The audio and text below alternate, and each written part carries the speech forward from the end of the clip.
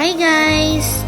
This is me again. It's from ProLife UK. So, ngayon lang ulit ako nakapag-vlog, yung mini vlog. Dahil pupunta po kami ngayon sa Lian, Batangas para magkaroon ng get-together and outing ng aming pamilya. Kompleto po kami ngayong magkakapatid dahil dumating po yung eldest brother ko. So, ngayon po, nag-decide kami na magkaroon ng get-together and early outing. So, yan. Yung iba po sa amin ay first time lang na sumakay ng bangka and magkaroon ng mga water activities. So, ayan. Nag-start na kami ngayon na assemblein yung mga tent. Pero meron din kaming ang nirent dyan na mini kubo.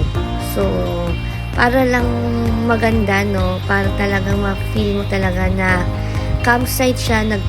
Nagtayo po kami ng 3 tent dyan.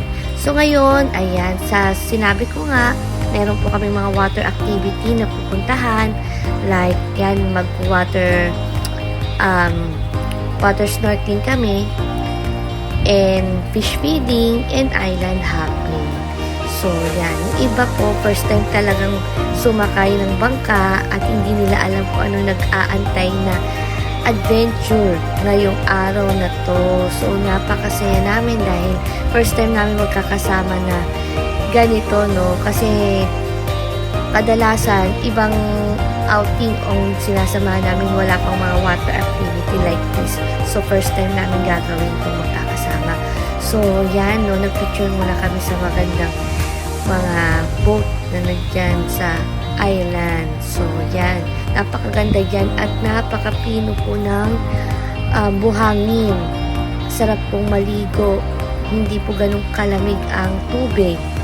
So, next po namin ginawa, ayan na po, nag-snorkeling and fish feeding na kami.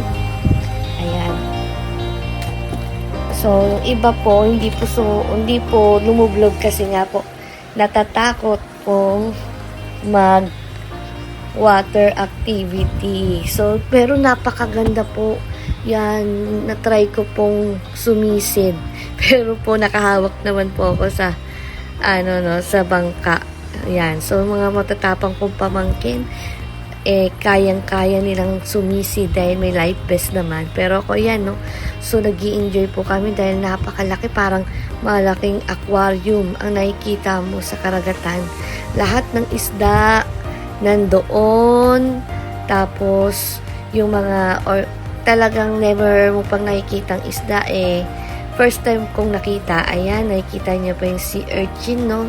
Buhay na buhay. So, may mga banana boat din kami nakita. Then, may mga activity rin po na dun sa resort like volleyball. So, nag-enjoy po yung anak ko, yung ate ko sa volleyball.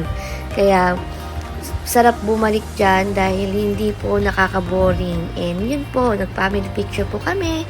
So, uulitin po namin ito. At, ayan, pauwi na kami ng Manila. Tapos na po ang aming get together. So, talagang madadagdag to sa mga memories namin at uulit-ulitin po namin to taon-taon para po sa aming bonding together magkakapatid. Ayan. So, tawid dagat po kami, pabalik na ng Manila. Sumaba na kami ng bangka. Ayan, no. So, yun lang guys. Marami pong salamat. And follow nyo po ako sa aking FB and YouTube account. So, i-type ko na lang yung link sa baba.